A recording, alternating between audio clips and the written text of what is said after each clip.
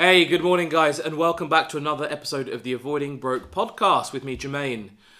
You can probably see outside we have got a beautiful, beautiful day here in Greater London. Unfortunately, it means our light levels may be a little bit out, but hey-ho, we'll work with it. So, guys, today what I really want to spend some time talking to you about is high-performance habits. So one of the things that you'll see on Avoiding Broke is we often talk to you about elements of mindset or important elements of money. But of course, the way we think about it is that everything that you do with your mind impacts all of your decisions. It impacts how you invest, it impacts how you get into different communications, how you get into different negotiations, the decisions that you make, and everything around it. And of course, what it helps you do is deal with the realities of life as well. So for example, this morning I've got Theo here with me, he's just at the other end of the table, so we're making sure we look after him. Leanne's upstairs in bed, not feeling too great, so it's making sure we look after her, making sure I can be a dad, as well as an investor, as well as a colleague, as well as a friend, and everything else in between. So there are certain habits that support that kind of delivery, support that kind of output on a regular basis. Really important to be aware of them, guys, and it's going to help everything that you're doing. So the first thing is to make sure you're looking after your sleep pattern. Really important generally, and it doesn't necessarily mean you've got to always stick to conventional timings. In fact, not many people do. But one of the things that high performers really appreciate is the importance of getting enough sleep for your body. And that can change. So for younger people, you might frankly be better off getting just 3 to 4 hours a night sleep, and you might be able to function quite well. But actually, over time, that can sometimes shift. And it's important that you shift with it. Really essential. I found for myself even, I used to be really good and productive on 4 to 5 hours sleep. But actually, as I've got a bit older and as I've got a youngster here, I kind of need that more 6 to 7 hours to really be at my best. Fundamentally important. It's one that you should always remember. I think secondly is making sure you then take care of the time that you wake up. One of the things that is undoubtedly valuable is to realise that most people can get incredible productivity in the very early hours of the day before everybody else wakes up. And there's a big delta for you to be able to take advantage of, guys. So if you think about top performance, you're often either working really late or working really early. It gives you a massive edge because you don't have all the distractions of the day, and it lets you focus in on those activities that are most important. But I think what's really key about the early morning, and it's one thing that I've kind of sussed a bit more recently, is that when you work in the early morning, you have effectively got a platform to build into a longer day, and you've got the option of working late at night. So there have been times where I've done kind of a 24-hour day, but it's only been able to happen because I've started early, pushed through the day with the momentum of the morning, and then rolled through the night. Whereas sometimes if you start your big push late at night, it's very difficult for you to then kind of take the momentum into the day because you're already pretty tired. It may seem a bit strange to some guys, but honestly, waking up at that kind of 5 or 6 o'clock kind of hour, but waking up with the intention of working brings a benefit. And I think everything then you do in between, guys, everything about how you manage your day, it needs to be massively focused on things that really matter. One of the things that we can all make a mistake on, I think, and we've got to just track this pretty carefully, is we can put a lot of energy and attention on decisions that they're really not that important. Like, they may need to be made, and perhaps the decisions can influence certain things that you're interested in, but it doesn't really change the game you're playing. And really, you want to be putting your energy onto those big game-changing decisions. And I think the minute you start to actually even write it down, I did this on a whiteboard that we've got in the kitchen. I wrote down a list of different things that we're doing and really tried to put a marker against those which change the game for us. And the way I defined game-changing was it had to impact Theo's well-being, it had to impact our health and well-being, or it had to have potential to help us achieve our big goals. And we've got some big goals, and it had to have clear alignment to those big goals. if the items that I was writing down didn't really clearly fall into one of those buckets, it just wasn't that important.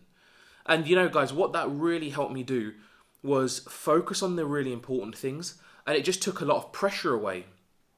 Because I stopped beating myself up so much about small decisions, just focus on the big ones, and quite often the small decisions, they do kind of take care of themselves, or you maybe kind of deprioritize them and you put your attention on them a little bit later.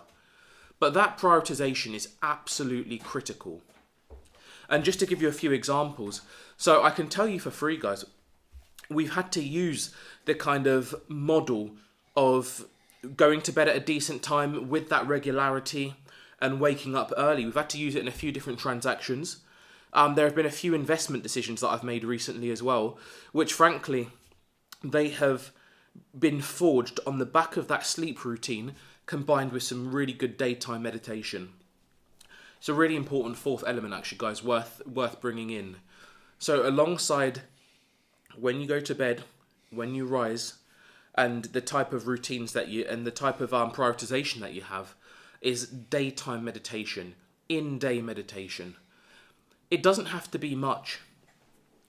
Even if it is just stopping, literally for the intention of 1 minute of just breathing without any thoughts flowing through your head. That compromises in-day meditation. And it is supremely, supremely beneficial to get your head straight and to work your way through any challenges you have and to prepare for challenges that may be coming.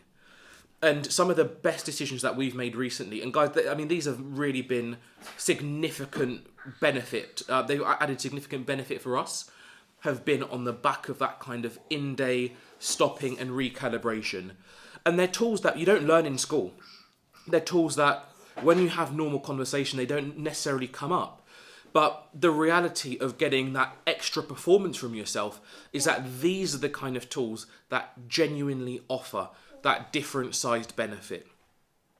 So guys, make sure you're paying attention to these things and make sure you're giving yourself a chance to really look and say, how am I being impacted by my current decisions?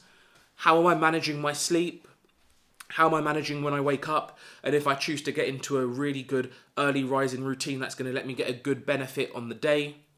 How am I choosing to prioritize the activities that I've got? Am I really clear on what those kind of 2 or 3 big things are?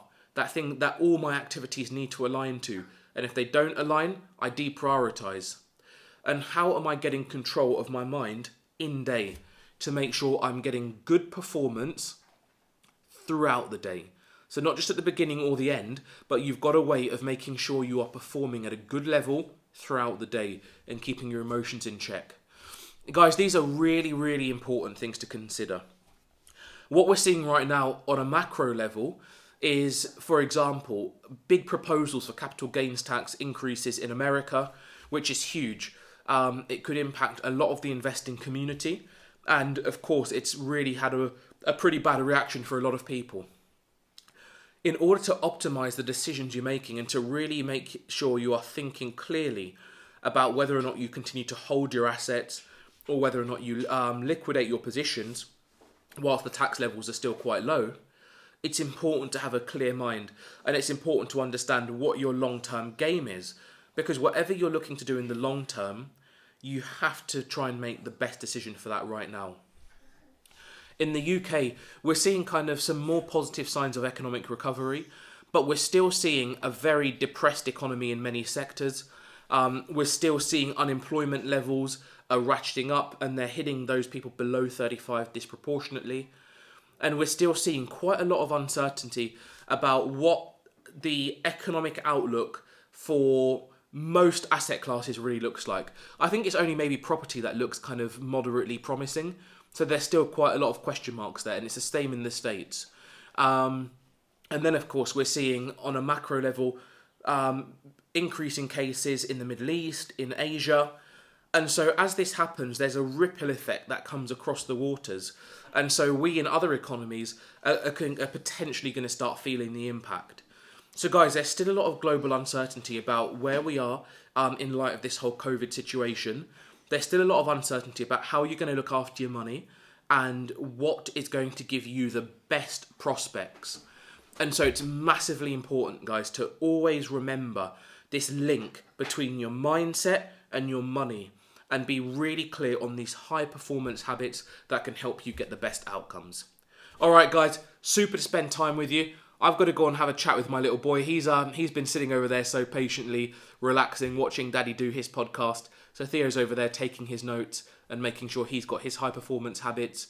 Hope you have a lovely weekend. Enjoy some good weather. Enjoy some good food, celebration, family time, good health, and I'll see you next week. Okay, until then, guys, you take care of yourselves and have a really, really fantastic Sunday. Cheers, guys. Bye-bye.